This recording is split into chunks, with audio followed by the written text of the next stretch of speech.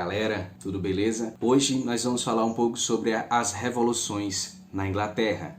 As revoluções que surgiram no período do século XVI, século XVII e XVIII, que nós vamos observar aqui algumas revoluções e qual a importância dessas revoluções para nós hoje. Porque há muito tempo antes, no século XV, século XVI, as pessoas eram vistas, os indivíduos eram vistos como súditos dos reis. Eles eram súditos, servos, eles não tinham direitos e nem deveres. A ideia de direito e a ideia de deveres, ou seja, os súditos, os servos, só tinham deveres, eles não tinham a ideia de direitos. E o que acontece? Com essas revoluções que acontecem na Inglaterra, que começam na Inglaterra, que espalham-se por toda a Europa, vêm alguns iluministas também, alguns pensadores, alguns filósofos que vão pensar acerca dessa ideia de direitos, como por exemplo o John Locke.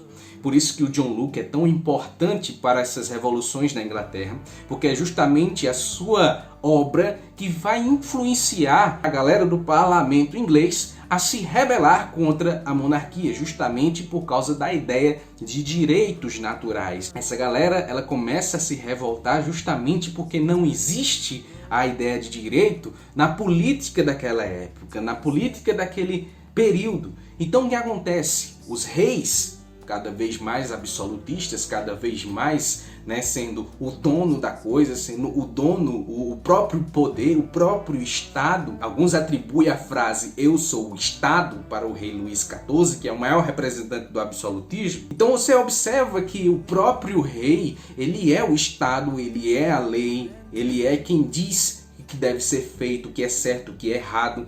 E existia várias ideias de absolutismos. Por exemplo, o Thomas Hobbes, que era um pensador que defendia o absolutismo, dizia que o rei era um mal necessário. O rei precisava ser super poderoso para então dominar o mal que existe dentro do homem.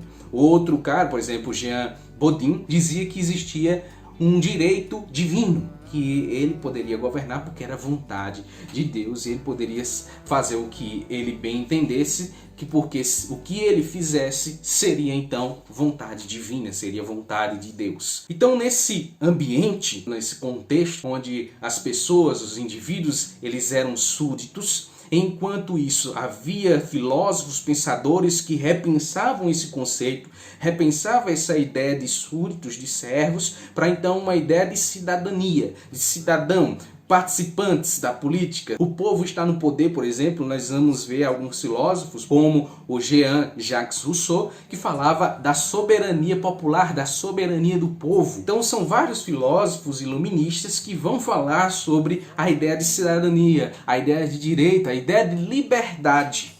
E é justamente a partir dessas ideias que vão surgindo essas revoluções burguesas. As revoluções na Inglaterra, a Revolução Francesa. Então essas revoluções, elas fazem parte desse bojo, desse contexto onde vários iluministas, eles começam a questionar a realidade, eles começam a questionar a ideia de súdito, a ideia de servo, a ideia de direitos, a ideia de liberdade, e eles começam a contribuir para a construção, para o início dessas revoluções. Por isso que nós vamos entender um pouco sobre as revoluções na Inglaterra, que na verdade são três: a Revolução Puritana, a Revolução Gloriosa e a Revolução Industrial. Iniciando aqui, pessoal, entrando num contexto para essas revoluções na Inglaterra, lá no século XVI, a monarquia inglesa era uma monarquia absolutista. Era uma monarquia onde o poder estava centrado em um único indivíduo, ou seja, no rei. Seus governantes tinham um enorme poder. Esse era o caso, por exemplo, da Rainha Elizabeth I, que nasceu em 1558 e morreu em 1602.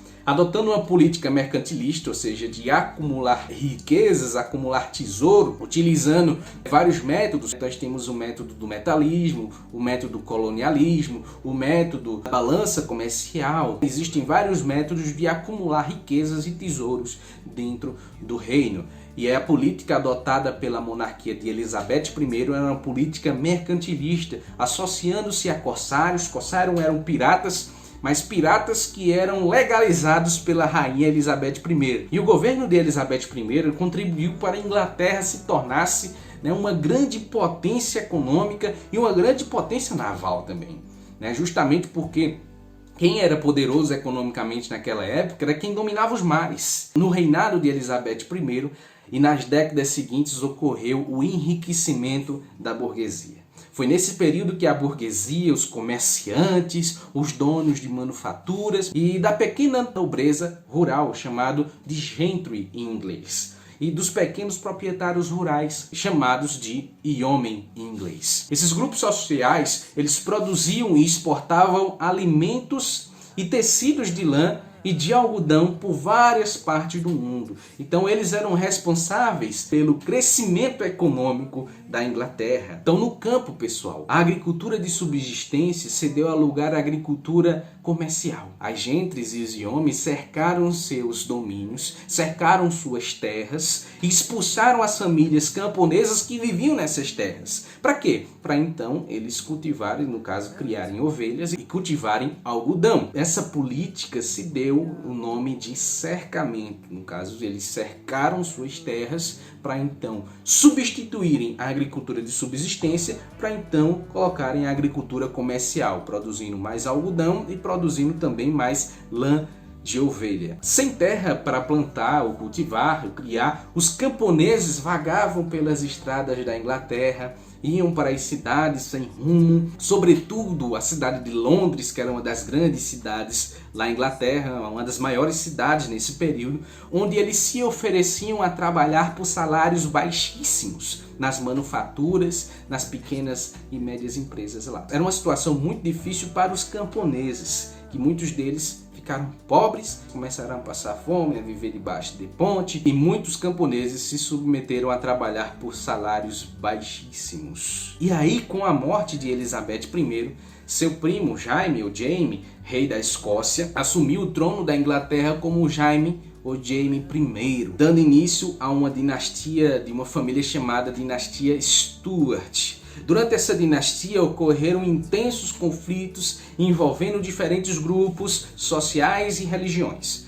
tá? Porque justamente o Jaime I ele vai começar a impor a sua religião, a impor seus ideais sobre o parlamento. A maior parte da burguesia e dos gentries seguiam o puritanismo, que era um ramo do cristianismo protestante que tinha como principal líder reformador o João Calvino. Na Inglaterra, os calvinistas eles eram conhecidos como puritanos. Calvinistas, presbiterianos, eles eram chamados de puritanos, justamente por causa da conduta que eles levavam da vida deles. Eles tinham uma vida centrada na Bíblia, ou seja, serem pessoas puras, por isso que o nome se chama puritanos. Era um nome pejorativo para então dizer, ó o puritano, ó o cara lá, o santinho. Eles defendiam que cada um deveria agir conforme a Bíblia e conforme a sua própria consciência, e até mesmo a igreja ela deveria ser separada do Estado, coisa que não era na Inglaterra. O rei da Inglaterra era chefe de uma religião, chefe de uma igreja, a igreja anglicana. Os reis ingleses praticavam o anglicanismo e adotava rituais católicos, mas a doutrina era protestante. E o parlamento inglês também se encontrava dividido, cara. O parlamento inglês tem duas câmaras. Tinha a Câmara dos Lordes. A Câmara dos Lordes estavam representantes da alta nobreza e a Câmara dos Comuns estavam representantes da burguesia e de gentries. Considerando-se rei por direito divino, o Jaime I tentou impor à sua população, aos seus súditos, que eles todos participassem do anglicanismo. E além disso, criou novos impostos e aumentou os que já existiam. Mas como o parlamento, em sua maioria, em grande número, eles eram puritanos, se opôs a essas medidas. Eles disseram, isso não está certo, cara. Nós somos puritanos, nós somos calvinistas, presbiterianos. O rei mandou então fechar o parlamento. Fecha o parlamento, já que eles não podem me ajudar a governar, já que eles só são oposição, então fecha, revelando ainda mais o absolutismo de Jaime I. Ele não demorou muito. Durante os seus anos de vida, morreu também em causas de doenças, e aí veio seu filho, o sucessor dele, o Carlos I, que deu continuidade à sua política absolutista e concedeu monopólios para alguns grupos de burgueses, ou seja, priorizando alguns burgueses e excluindo outros burgueses. E esses grupos eram grupos burgueses monopolistas. tinha, por exemplo, o favorecimento dentro do comércio, vendeu cargos públicos, criou novos impostos. Um desses impostos foi o Ship Money, que antes era pago somente para as cidades portuárias, e o que acontece?